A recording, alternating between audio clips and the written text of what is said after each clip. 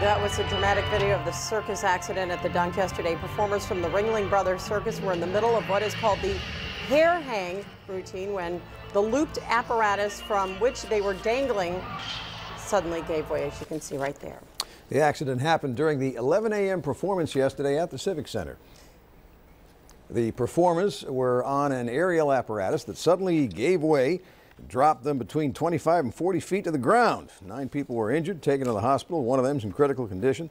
The show was stopped. The rest of the day's shows were canceled.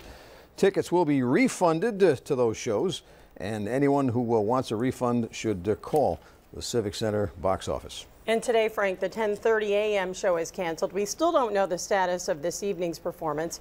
Officials are investigating what went wrong. NBC 10's Tony Gugliotta reports.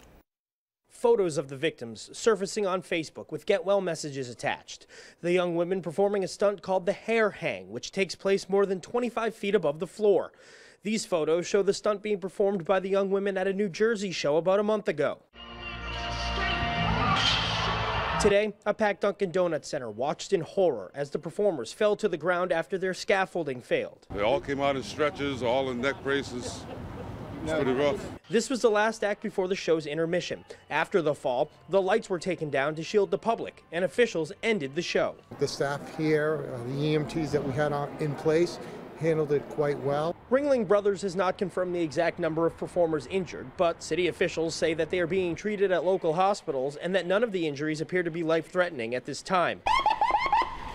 The streets of Providence overrun with emergency crews following the accident. Circus goers shaken up but relieved that no spectators were injured. Very, very organized. The fire response, the circus, they were excellent. They were very, very organized. Now, federal, state, and local officials are on scene trying to pinpoint the problem. This shouldn't happen, and we'll get to the bottom of why it happened and make sure it doesn't happen going forward. Tony Gugliotta, NBC 10 News. And here's the official statement from the Ringling Brothers organization. It reads in part, quote, all performers in the act received immediate medical attention and were transported to a local hospital for further care. The statement goes on to read, our thoughts and prayers are with the injured. We hope for them a speedy recovery.